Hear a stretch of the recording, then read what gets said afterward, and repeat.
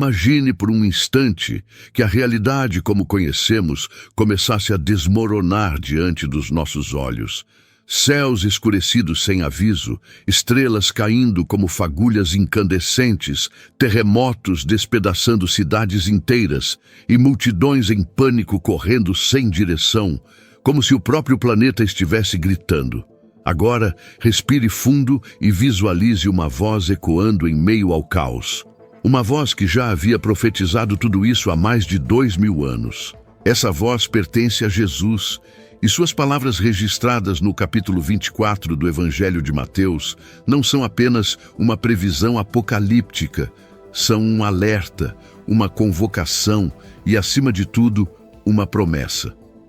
Hoje, neste vídeo, vamos mergulhar profundamente nessa revelação assustadora e, ao mesmo tempo, cheia de esperança, entendendo cada sinal, cada profecia e, principalmente, o que isso tudo tem a ver com a sua vida agora. E antes de continuar, se essa mensagem já tocou o seu coração de alguma forma, clique agora no botão de curtir, se inscreva no canal e ative o sininho das notificações.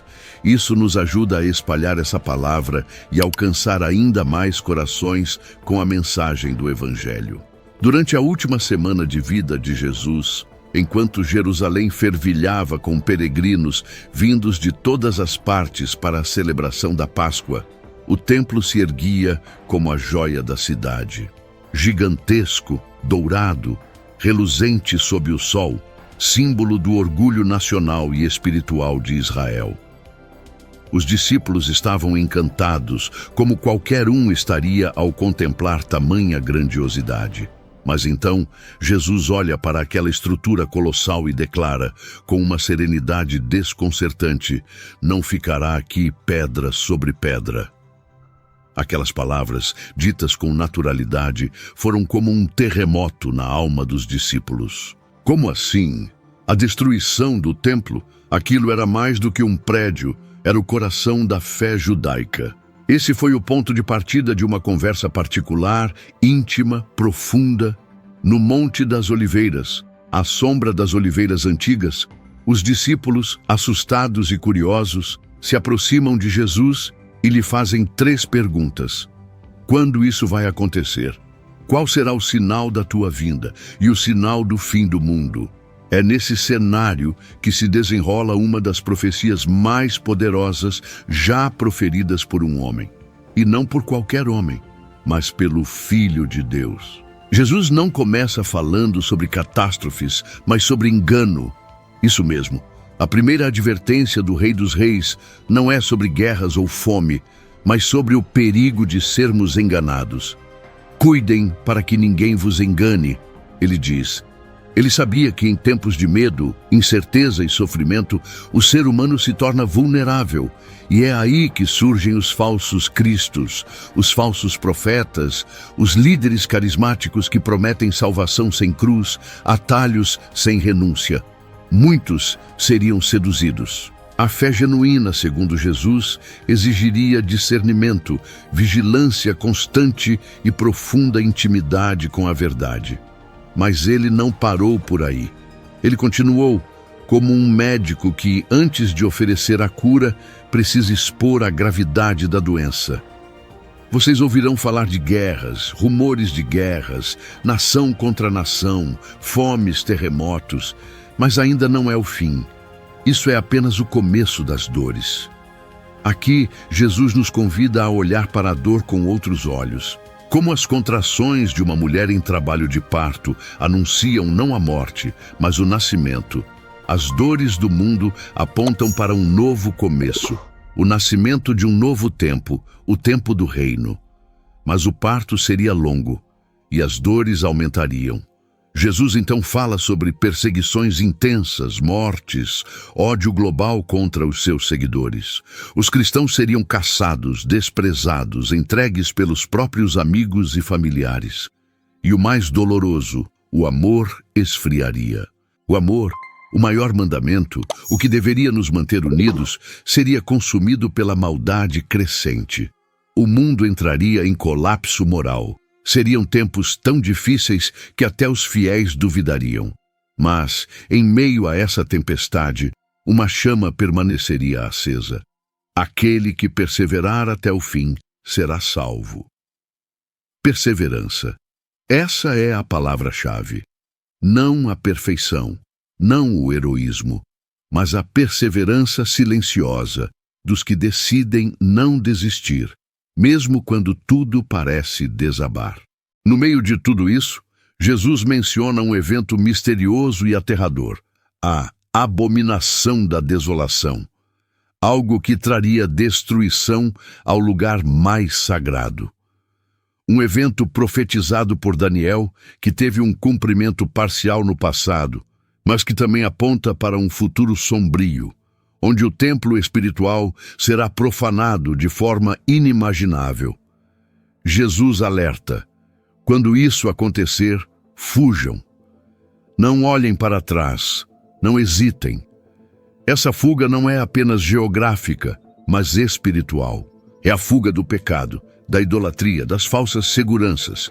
E ele fala com compaixão: ai das grávidas, orem para que não seja no inverno. Ele se importa com os detalhes, com os sofrimentos pessoais em meio ao caos global. E então, ele diz algo que gela a alma: haverá uma tribulação como nunca houve desde o princípio do mundo, nem jamais haverá.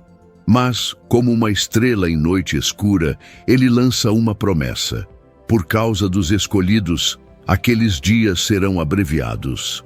Deus, em sua misericórdia, colocaria um limite no sofrimento para preservar seus filhos.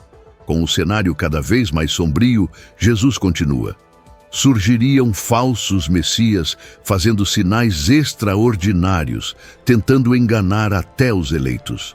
E aqui, ele nos ensina que nem todo milagre vem de Deus, que o verdadeiro Cristo não estará escondido em desertos ou salas secretas, porque a sua vinda será como um relâmpago, visível a todos, gloriosa, estrondosa. Não haverá dúvidas quando ele vier. E quando ele vier, o céu e a terra tremerão. O sol se escurecerá, a lua não dará sua luz, as estrelas cairão. O universo inteiro se dobrará diante da chegada do Rei. É como se a criação, em convulsão, anunciasse o retorno do seu Criador. E então, o sinal do Filho do Homem surgirá no céu. Todas as nações verão, todas as bocas confessarão, todos os olhos o verão vindo sobre as nuvens, com poder e grande glória. E ele enviará seus anjos ao som de uma grande trombeta para reunir os seus escolhidos. Um som celestial que percorrerá os 4 cantos da terra, chamando os fiéis para a eternidade. Mas mesmo com tudo isso, Jesus sabe que muitos ainda viverão distraídos. Por isso, ele nos oferece uma lição prática, a parábola da figueira. Quando os ramos brotam, você sabe que o verão está próximo. Da mesma forma, quando os sinais começarem a se cumprir, saiba, ele está às portas. A grande lição aqui é vigilância. Jesus é direto: vigiai, pois não sabeis o dia nem a hora. E para reforçar isso, ele conta a história do servo fiel e do servo infiel. Um continua cuidando da casa, mesmo com a demora do Senhor. O outro, achando que tem tempo, se entrega ao descuido e à violência. Mas o Senhor virá, e virá no momento em que ele menos espera. O fiel será recompensado, o infiel, expulso. A mensagem é clara: não basta saber, é preciso viver preparado. Jesus não quer apenas crentes informados, ele quer discípulos vigilantes. E agora, querido amigo e amiga que ficou conosco até aqui, é hora de se perguntar: estou vivendo como o servo fiel? Tenho alimentado os outros com palavras de esperança? Tenho amado, mesmo em tempos de frieza? Tenho esperado, mesmo diante da dor? Mateus 24 não é um capítulo para causar medo, é um convite para viver com propósito. Cada alerta é uma expressão de amor. Cada advertência é uma chance de recomeço. Jesus vai voltar. Essa é a certeza. Mas como ele vai nos encontrar? Distraídos com as coisas deste mundo ou de olhos fixos no céu, de coração pronto, como noiva que aguarda seu noivo com expectativa? A escolha é nossa, todos os dias. Que o nosso sim seja diário, que a nossa vigilância seja viva, que a nossa esperança seja firme e que, quando Ele vier, possamos ser achados como servos bons e fiéis. E se essa mensagem falou com você, não se esqueça, deixe seu like, inscreva-se no canal e ative o sininho das notificações, porque juntos vamos continuar espalhando essa esperança até os confins da terra. Que Deus te abençoe e até o próximo vídeo.